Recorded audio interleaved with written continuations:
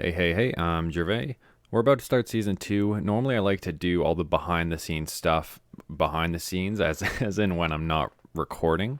But instead, I figure I'm just going to press record and edit it so that you can kind of see what I'm discovering at the same time as I'm discovering it. So, normally, I like to go into the contracts and everything, the roster moves, and see what our team is going to look like in the lines and everything. So, I'm going to delve into that right now. So if I look at our goaltenders we have this year, this was the plan. We have Tuukka Rask, an elite goalie with Martin Jones backing up.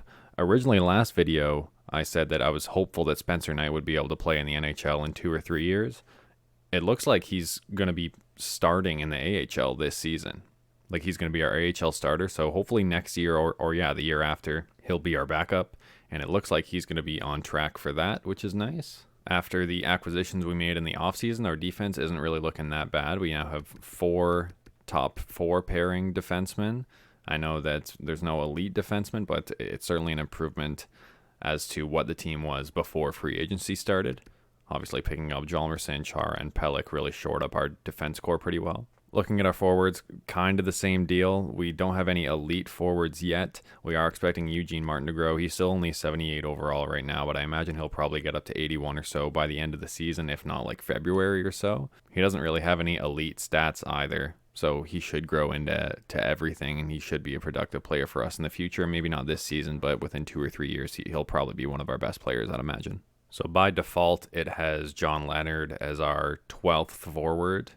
I think I'm going to end up sending him down to the AHL and calling up both of Gregor and Latunov, since Latunov is a fourth line forward and Gregor's a 79. Might as well call them up to the NHL. I'm going to let Leonard play in the preseason just because that's kind of what the game generated automatically. Apparently, this is the best roster to have Leonard up on the NHL squad, but it says he's a minor scorer, so I might as well have him scoring in the minors and use him as a depth piece.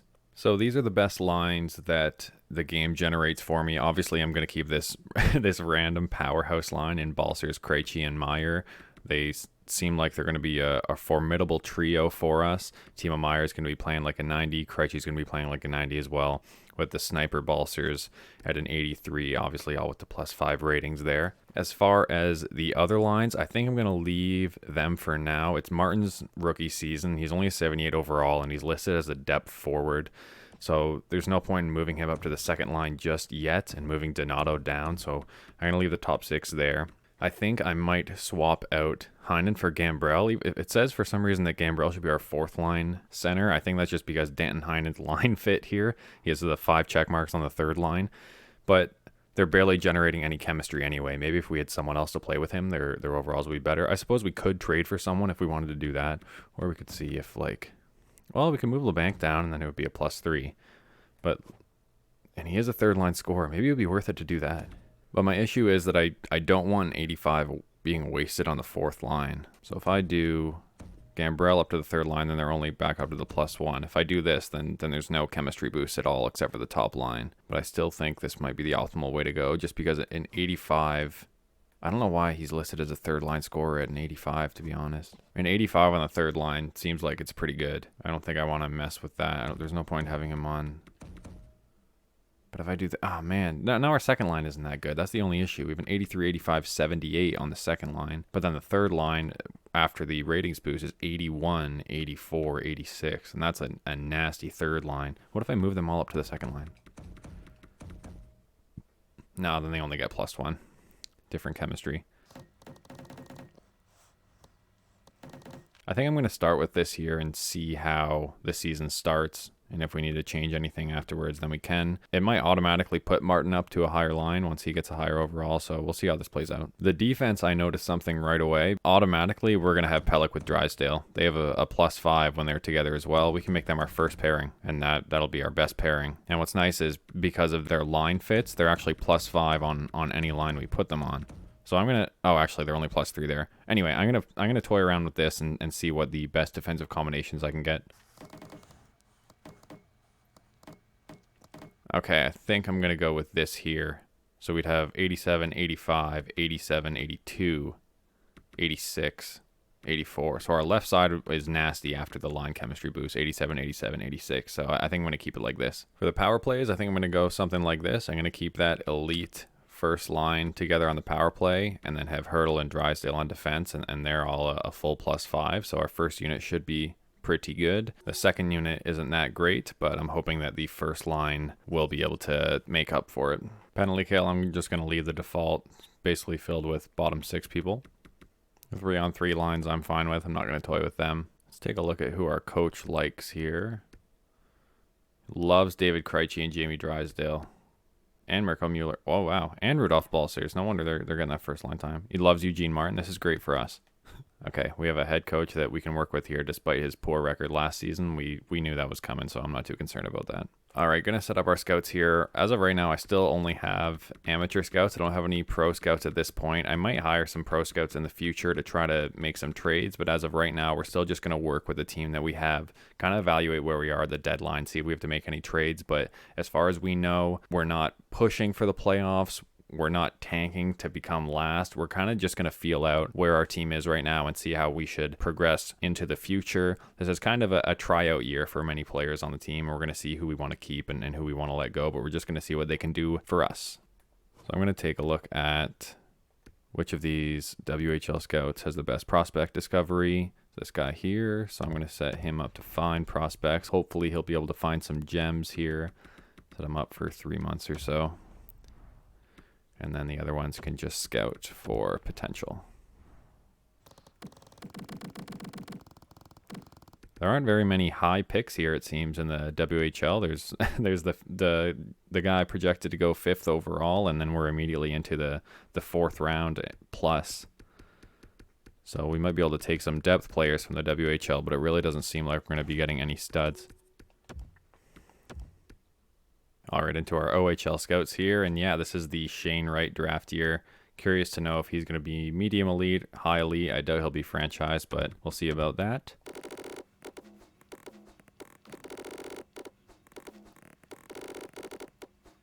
Looks like the QMJHL could be a potential hotspot for late first round picks and early to mid second round picks. So that's nice. Kind of makes me wish that we had more QMJHL scouts, because the deeper I go into this, if I just keep scrolling down here, there's lots of availability in the QMJHL, up to about 107 or so. That's a good chunk of players in the top 100.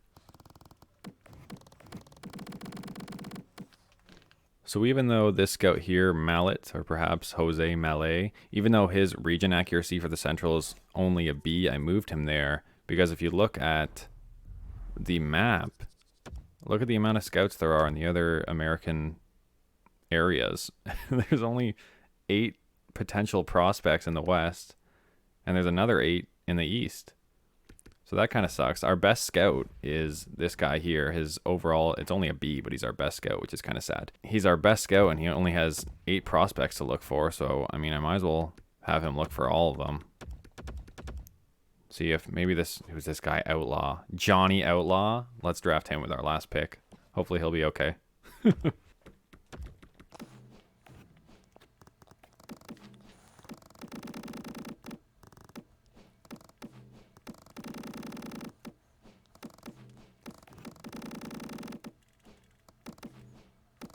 And here's the 8 prospects that we will be scouting in USA East. This guy's ranking is 900, and this scout is not as good as our scout in the USA West, so I'm not really expecting much to come out of the East this season. Not a terrible DEL. It's nice to see players within the 60, 70, 90 range here. Normally those picks are a little bit easier to trade for, and since there's not many players in the DEL in that range, we should be able to get an accurate read on them. Lots of studs in the SHL. I sometimes don't want to scout these guys because, like, you don't know where you're going to pick in the first round, but you know that, like, you could use a late first round pick on a second round prospect. But we don't know. I don't know if it's going to be worth it to scout these guys. I don't know how bad we're going to be this season. I guess I'll scout all of them just in case. But we'll see how that works out. Same deal with Liga here. Oh, it's Brad Lambert's draft season. That's right. Very exciting. There's lots of European studs, it seems like, in this draft. And let's scroll down below the first round here, and yeah, there's still lots of really filling out the first 100 picks. in Liga. There's a lot of players to be taken in the top 100. That's probably an average of once every 4 or 5 picks or so for the top 100.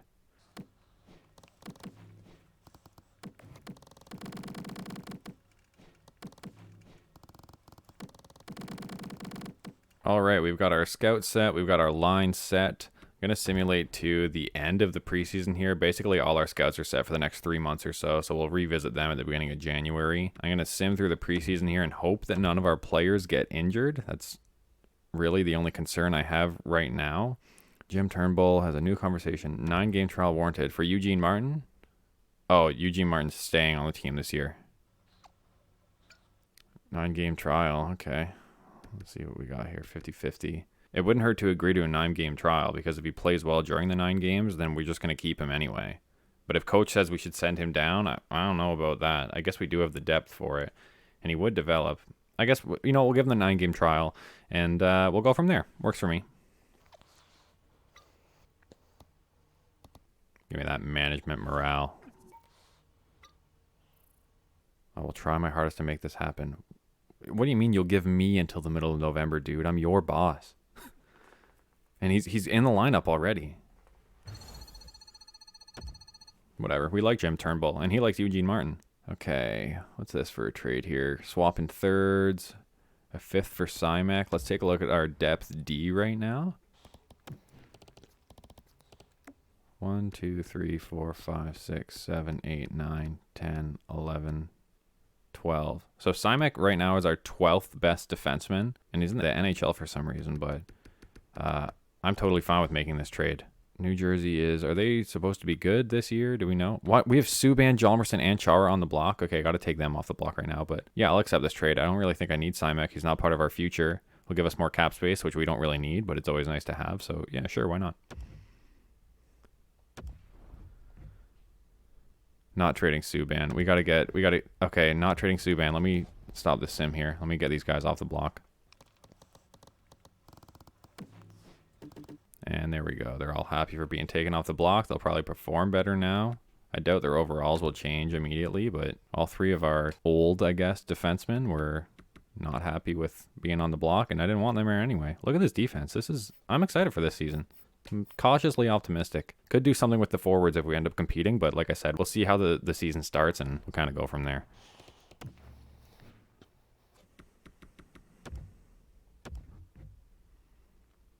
Again, they're trying to trade for Hjalmarsson, but it's not going to happen. I like him on our team.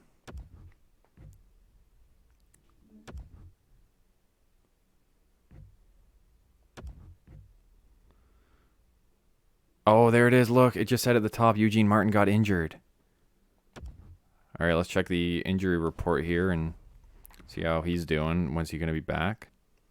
He's pending evaluation right now, so I'm going to check up on this periodically here and see when he'll be coming back. I did want him on the team.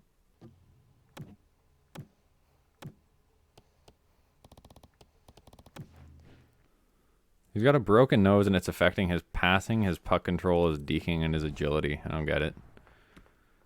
Says he's returning October 5th, according to the injury report, and our first game is the 4th. It is a playable injury, so I could let him play, but I have it set in the regular season to fully healed. I'll take a look at our lines real quick, but okay, so we have to get him 9 games by like November 17th or so, maybe the 15th. So we got lots of room there to get those games played. I'm not going to rush him back into the lineup. I'm going to take a look at the lines real quick here, though. Oh, okay, he is back in anyway. For some reason, Balsers is immediately off of our first line, which we don't want. And look at that. Okay, so after these roster moves were made with Gambrell, second line center, and Hurdle on the left, they're now getting a boost on their overalls. Do I want to switch this? I'm still struggling with this. You know, I'm fine with these guys getting a +3 because now I have an 85 and an 84 on the second line. So this is fine. I'll roll with this. Is our power play still good? No, it's that reset there.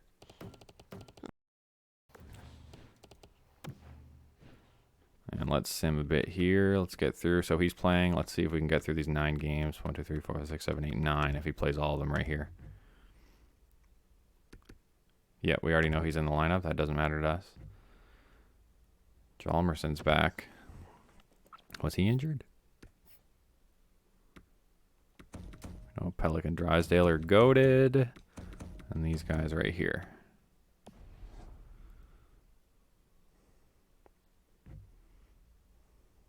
Marco Mueller now. So many injuries. I wish they were a little less frequent.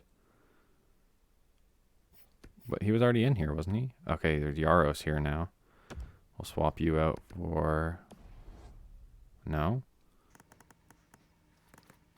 I'm just going to best lines it. I don't know where these guys are. And I'll switch them back. There we go. Trade. Do we want Larson? So, why wouldn't I do this? Is Arizona projected to be very good? We're just trading 4th and 5th round picks, and then I'm getting a player. He's a 4th line center. I mean, how's our forward depth?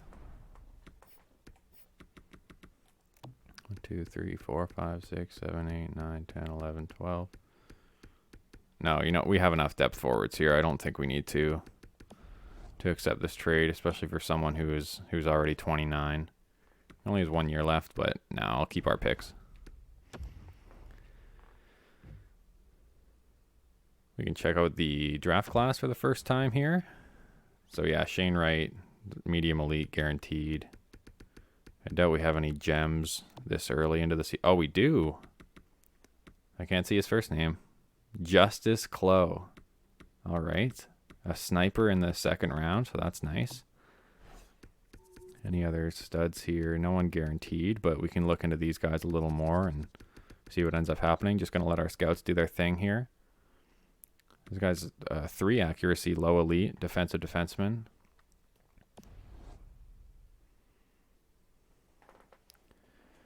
All right, so we played 9 games. We're 3-3-3. I'd like to see if Eugene Martin has his 9 games played or not. Timo Meier over a point per game. So as of right now, that first line is churning well.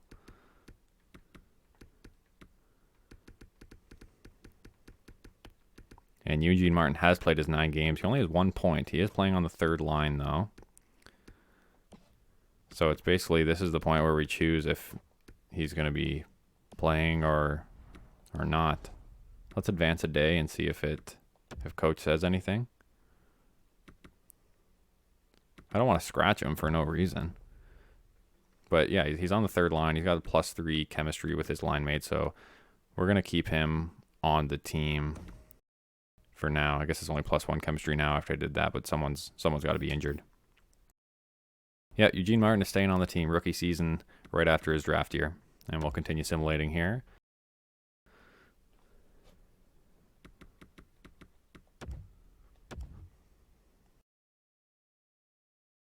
Still lots of losses happening.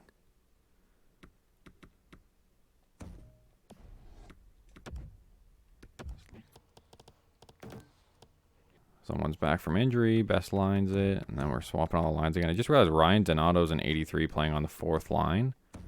Is there anywhere else we could put him? Like we could put him in the top 6.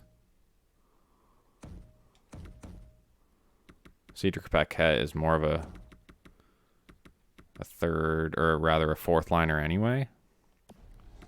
So I feel like I'm fine with this. He's left wing center, left wing. Yeah, we don't really have a real right winger on that 2nd line, but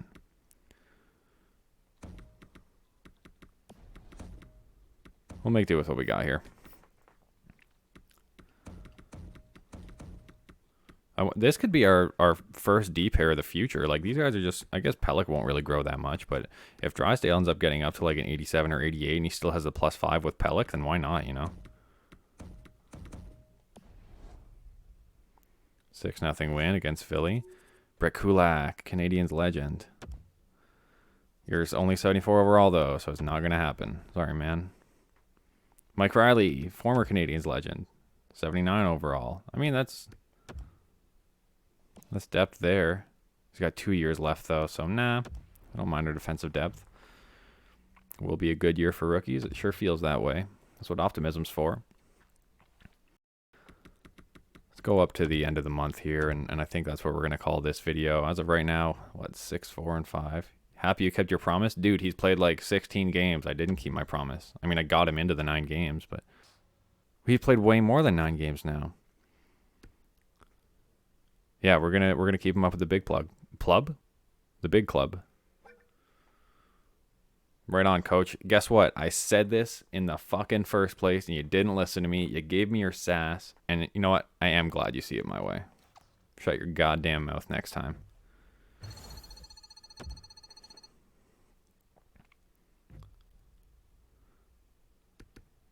Multiple players eligible to be dressed. There's so many injuries, man.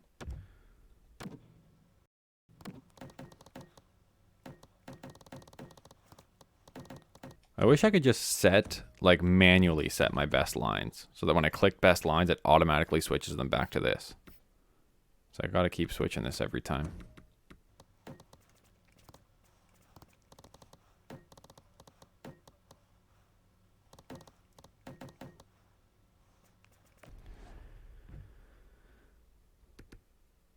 Yeah, I just edited the lines, man. We know that he's available to play. He's in the lineup. Wait, I know. Oh, we've been through this multiple times in the last 20 seconds. All right, now there's some wins coming.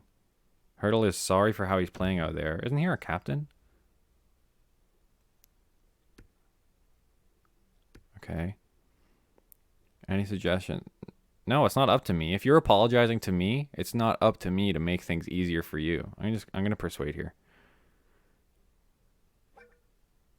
Okay, good. I'm really happy that worked. If someone says, "Oh, I'm sorry I'm performing so badly. I could really use a better right winger." It's like, "No, man, fuck you. I'm not giving you that. You got to earn it." All right, on a bit of a win streak right now, it seems. Another depth defenseman. How many years he got left? Slater Cuckoo. He's got 1 year left at 785. Honestly, might as well just claim him. Okay, so we ended the month there on a 6-game win streak, 13-8-5. Let's take a look at our team scoring here, the end of November. So we are second in our division after that streak. The Kings are on fire, 21-6-0. Timo Meier here, still over a point a game. So this whole first line thing is working great for us. Krejci, 5 goals, 23 assists. Looking good. How's our rookie? I'm honestly very interested to see how. All right, Eugene Martin, there you go. So in his first 9 games, I think he only had 1 point. And then in his last 17 games, he has 8 more assists. So getting better, still 78 overall. But again, lots of room for growth. Jamie Drysdale playing very well with Adam Pelech. He's got 17 points. 15 goals already for Timo Meier. This is great. Let's see how he's doing in the league standings. So he's tied for 4th technically with a ton of other people with some big names though. So, I mean, Timo Meier, if he can keep it up, this could be very big for the San Jose Sharks. So like I said, I'm going to end the video here. We'll continue on with the second season in the next one. Appreciate you guys watching. Love you guys.